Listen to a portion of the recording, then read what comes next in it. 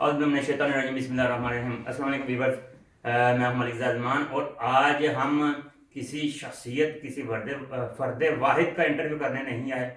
آج جو انٹرویو آپ کے ساتھ شیئر کیا جا رہا ہے وہ خصوصی طور پہ محمدیہ اسلامک سینٹر بریشیا کی جو نیا پروجیکٹ ہے،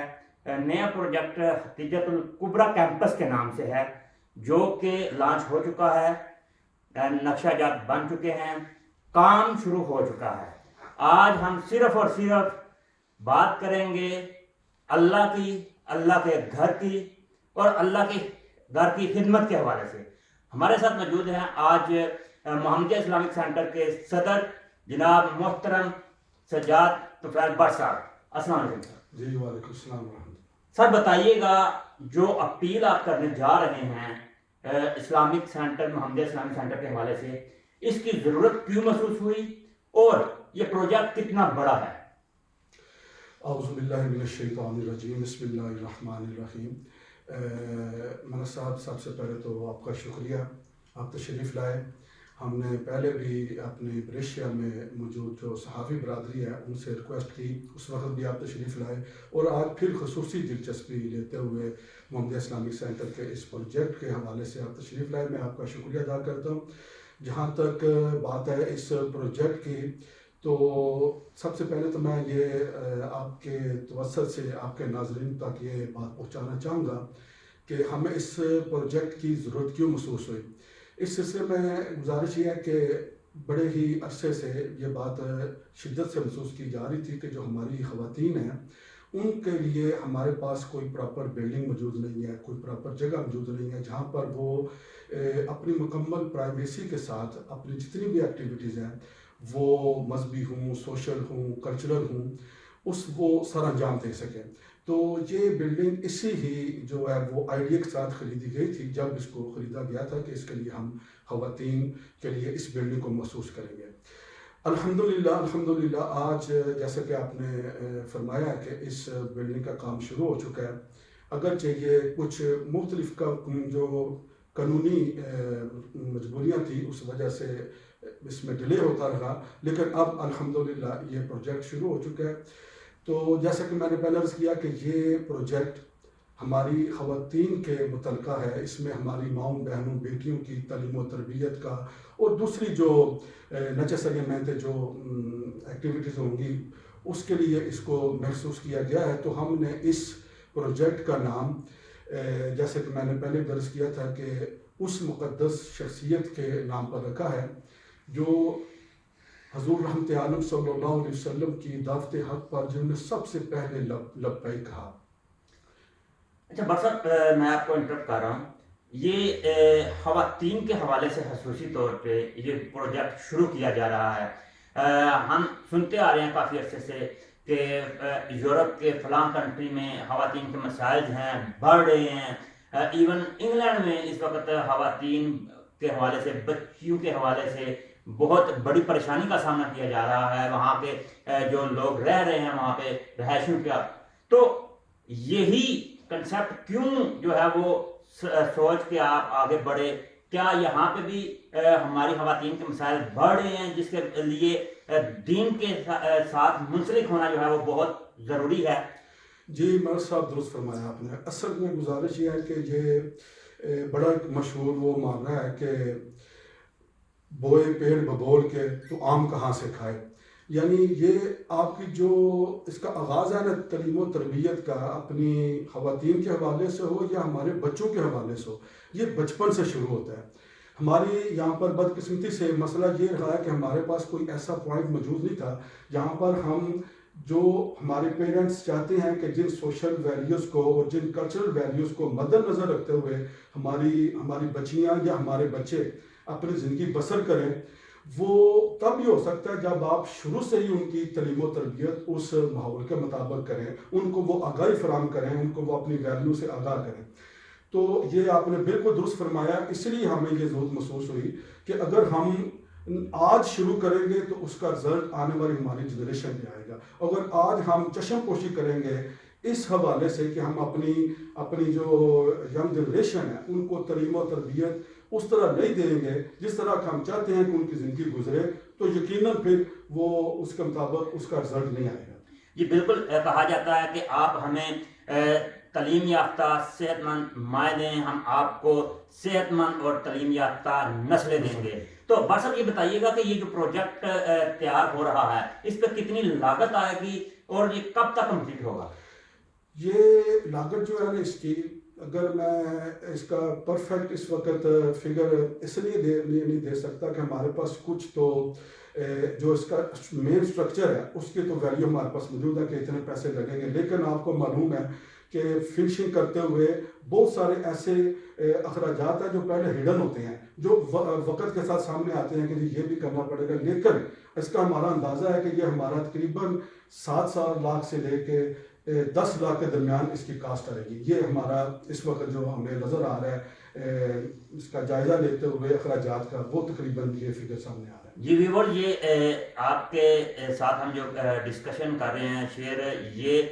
اپیل کے حوالے سے ہے، چندے کے حوالے سے ہے، مسجد کے حوالے سے ہے. جیسا کہ صدر صاحب نے بتایا کہ 7 سے 10 لاکھ یورو جو ہے وہ اس کے اخراجات ہوں گے. صدر صاحب یہ بتائیے مجھے کہ جو 7 سے 10 لاکھ یورو اخراجات ہیں، اگر کوئی ڈونیٹ کرنا چاہے، اپنی دنیا کے ساتھ ساتھ آخرت بھی جو ہے وہ کمانا چاہے، تو وہ کیسے کر سکتا ہے؟ جی مطلب اس کے لیے آپ مختلف ذرائع استعمال کر سکتے ہیں. وہ دوست جو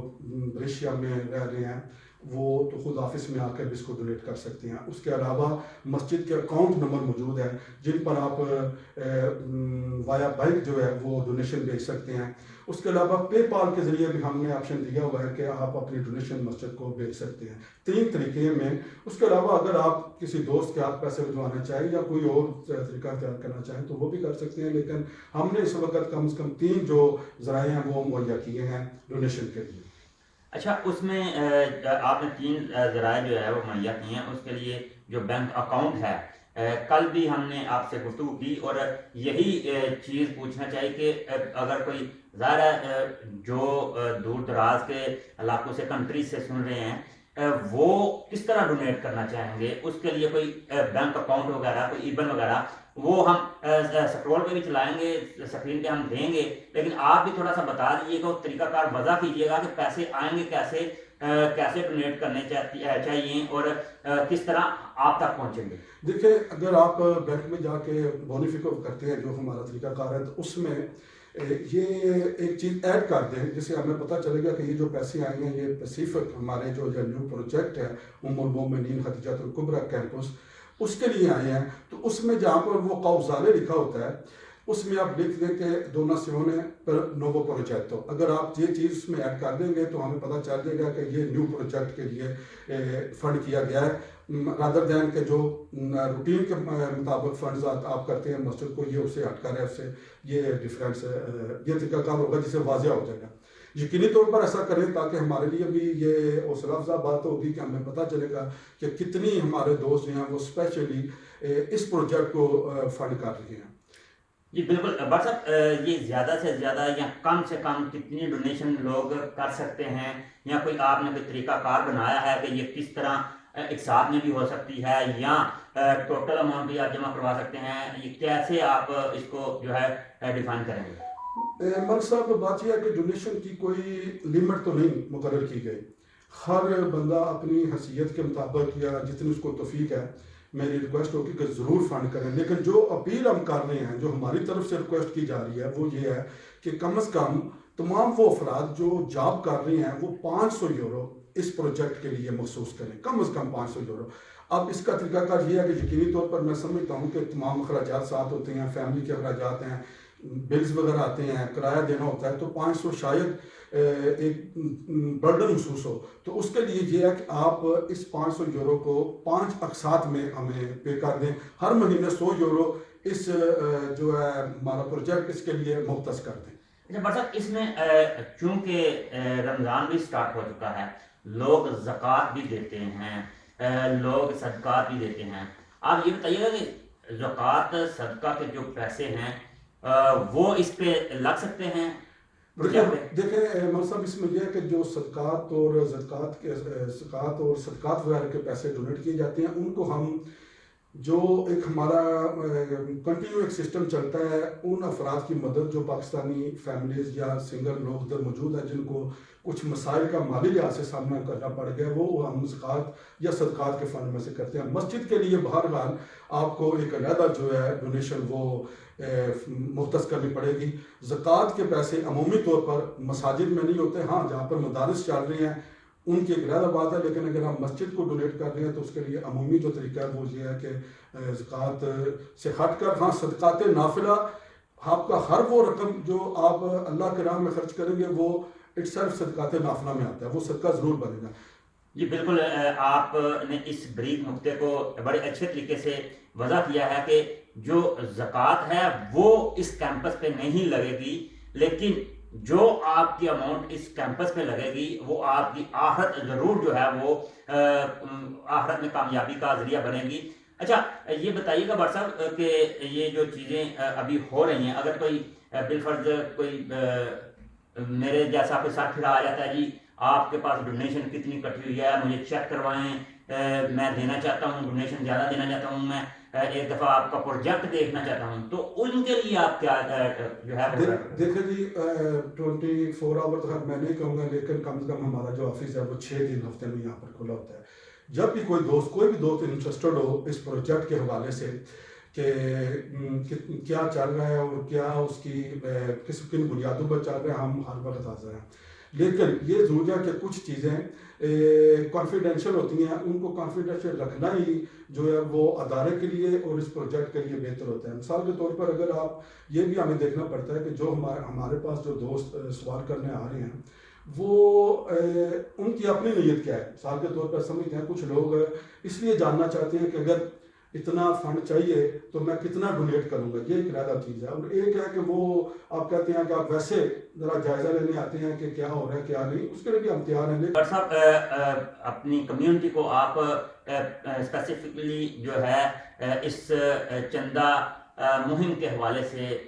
کیا پیغام دینے چاہیں گے، کیا پراپر اپیل کرنا چاہیں گے؟ ہمارا میں تمام جو پاکستانی کمیونٹی یہاں پر بریشیا میں اور پھر اٹلی میں یا دوسرے ممالک میں موجود ہے، میں تمام سے گزارش کروں گا کہ بالخصوص جو ہماری کمیونٹی یہاں پر موجود ہے کہ یہ محمدیہ اسلامک سینٹر آپ پاکستانی کمیونٹی کی پہچان ہے۔